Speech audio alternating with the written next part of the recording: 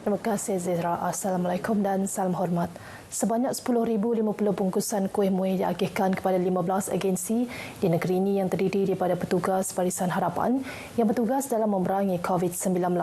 Sumbangan daripada kerajaan negeri itu disampaikan Menteri Kebajikan, Kesejahteraan Komuniti, Wanita, Keluarga dan Pembangunan Kanak-kanak, Datuk Seri Fatimah Abdullah. Semuanya.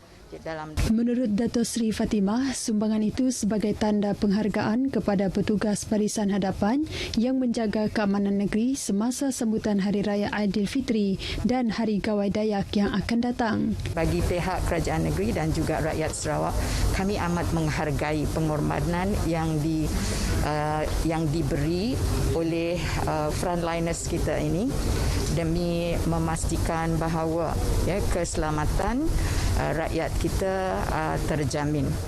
Beliau ditemui pemberita selepas sesi simbolik penyerahan Sumbangsih Raya Gawai 2021 di Kuching. Bertemakan Pack with Love, Send with Love, antara penerima sumbangan tersebut adalah Polis, Hospital Umum Sarawak dan Jabatan Sukarelawan Malaysia Rela. Tiada keperluan untuk individu dikuarantin 14 hari sejurus lepas menerima suntikan vaksin COVID-19. Pengarah Kesihatan Negeri Dr. Chin Zin Hing bagaimanapun memaklumkan ia tidak terpakai sekiranya individu berkenaan menjadi kontak kepada kes positif bagi tujuan memasuki Sarawak serta sebab-sebab lain. Dr. Chin menjelaskan perkara itu bagi menjawab pertanyaan orang ramai mengenai keperluan seseorang individu dikuarantin selama 14 hari sejurus selepas menerima vaksinasi tersebut. Ini susulan laporan sebuah stesen televisyen tempatan beberapa hari lepas. Untuk reka fasa pertama program imunisasi COVID-19 kebangsaan di Sarawak bermula 26 Februari lepas, manakala fasa kedua bermula Isnin lalu. Setakat 18 April lepas, 39.6% individu telah diberikan suntikan vaksin COVID-19 daripada 820,821 orang yang telah mendaftar. Langkah pihak berkuasa tempatan PBT di bahagian Miri tidak menganjurkan bazar Ramadan pada tahun ini adalah wajar dalam usaha melandaikan jangkitan COVID-19. Ahli Parlimen Sibuti Lukan Nisman Awang Sauni ketika dihubungi berkata keputusan PBT itu adalah wajar memandangkan daerah Miri dan daerah Subis kini berstatus zon merah.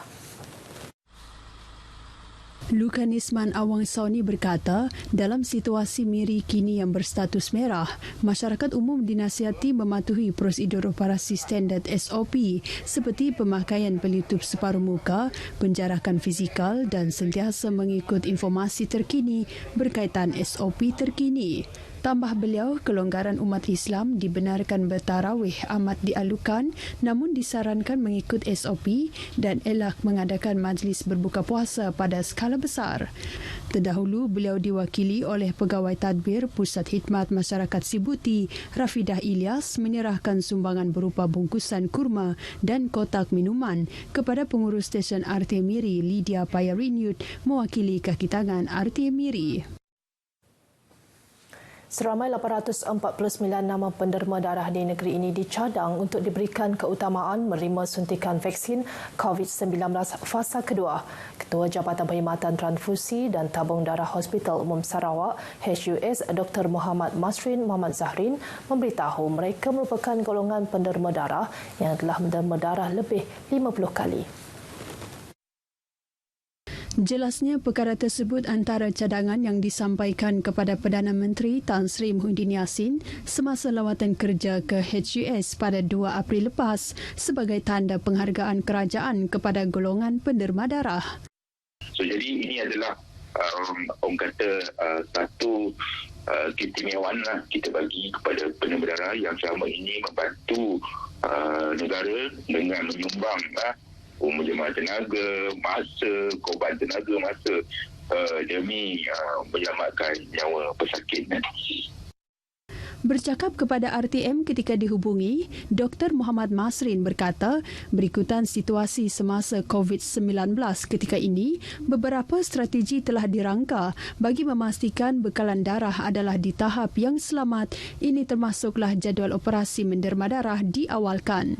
Tambahnya, sasaran kutipan pain darah pada musim bulan Ramadan ini juga dikekalkan, iaitu 500 pain darah seminggu bagi menjamin bekalan darah adalah mencukupi untuk keperluan pesakit. Justru beliau meminta kerjasama masyarakat untuk tampil menderma darah di tabung darah HUS atau kempen derma darah bergerak seperti di dalam jadual yang telah ditetapkan. Mayat penyelam wanita Chong Su Sian, 31 tahun yang hilang sejak 5 hari lepas di perairan Batu Satang Besar ditemukan tengah hari tadi. Di malam Pengarah Operasi Maritim Negeri Sarawak, Kapten Maritim Yusri Yali dalam satu kenyataan memberitahu pihaknya menerima laporan dari seorang nelayan yang menyatakan telah menemui satu objek disyaki mayat pada jarak lebih kurang 32 batu nautika dari posisi terakhir mangsa dipercayai hilang. Jelasnya berdasarkan pengecaman keluarga mangsa, mayat yang dijumpai tersebut adalah mangsa yang dicari oleh pasukan penyelamat sejak Sabtu lalu. Mayat telah diserahkan kepada Balai Polis Lunduk untuk tindakan selanjutnya. Menurut Kapten Yusri, keluasan keseluruhan sektor pencarian di laut pada hari pertama sehingga hari ini merangkumi lebih 1,630 batu nautika persegi. Operasi pencarian melibatkan pasukan maritim, polis marin, anggota bomba dan penyelamat, pasukan gerakan udara, polis dan Angkatan Pertahanan Malaysia bersama aset masing-masing.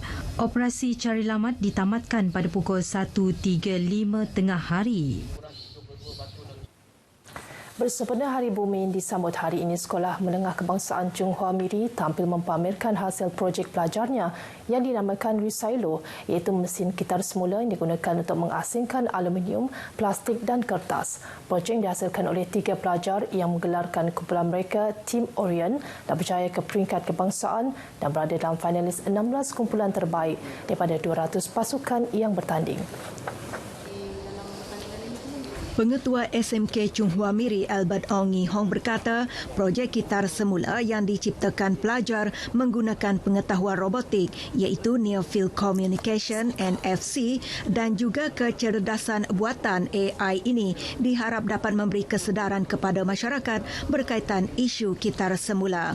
Kami berharap mereka punya pengetahuan dan juga boleh menunjukkan satu sistem dan juga konsep yang baik yang boleh dipasarkan, dan kita berharap tim ini boleh berjaya di peringkat kebangsaan. Beliau juga berharap projek seumpama ini dapat meningkatkan pengetahuan pelajar mengenai isu persekitaran, seterusnya mempunyai kesedaran melindungi bumi agar sentiasa hijau dan selamat. Albert Ong menyatakan demikian dalam sesi temubual bersama tim Orion di RTM Miri. Sementara itu, Guru Penasihat tim Orion, Yong Hong Ten berkata, keputusan untuk peringkat 10 kumpulan terbaik ditentukan pada 26 April ini. Jadi projek ini melibatkan AI dan NFC lah, yang melibatkan teknologi dalam pengasingan bahan-bahan buangan. Bagi ahli kumpulan Orion, idea menghasilkan mesin kitar semula ini tercetus selepas melihat masalah pencemaran yang berlaku di kawasan perumahan mereka. Mereka sentiasa optimis dan berharap dapat terpilih ke peringkat 10 kumpulan terbaik. Saya berasa amat gembira dan syabas kerana dipilih sebagai top 16 daripada sebanyak 200 kumpulan dari negara Malaysia. Di samping itu, kami akan menghargai peluang ini supaya dapat melangkah top 10 dan mendapat keputusan yang lebih baik. Pengembaraan kami selama 4 bulan ini telah bermula apabila kami tersedar akan masalah pencemaran yang semakin serius di kawasan perumahan kami. Jadi, ia hanya sekadar sesuatu konsep pada masa dahulu, tapi ia telah dapat direalisasi melalui pertandingan ini.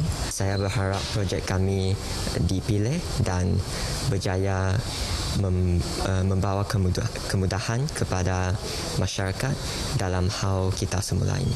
Program kesedaran alam sekitar sekolah adalah kolaborasi UMW Toyota Motor di bawah program Toyota Eco Youth bersama Kementerian Pendidikan dalam usaha memupuk kesedaran alam sekitar dan menggalakkan penghormatan terhadap alam sekitar dalam kalangan pelajar. Sekian berita dari Sarawak. Kita kembali bersama Zehra di Angkasa Puri. Silakan.